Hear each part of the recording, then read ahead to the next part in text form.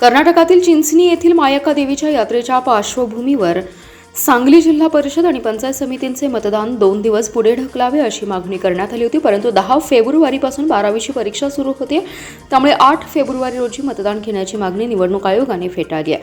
त्यामुळे निश्चित केलेल्या वेळापत्रकानुसारच 5 फेब्रुवारीला मतदान होईल, तर 7 फेब्रुवारीला निकाल लागणार आहे.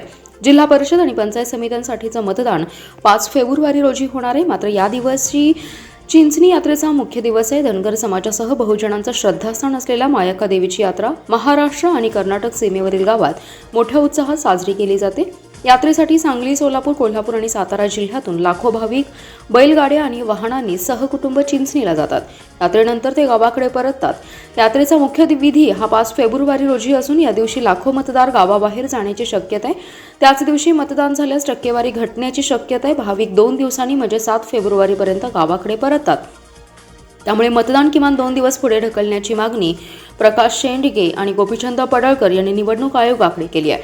त्यानुसार आयोगाने जिल्हाधिकाऱ्यांकडून अहवाल मागवला होता. 3 दिवस उशिरा म्हणजे 8 फेब्रुवारी रोजी मतदान घेण्याबाबत विचारणा केली होती. त्यानुसार जिल्हाधिकाऱ्यांनी सर्व तालुक्यांचे निवडणूक निर्णय अधिकारी व सहाय्यक निर्णय अधिकाऱ्यांकडून अहवाल मागवला होता.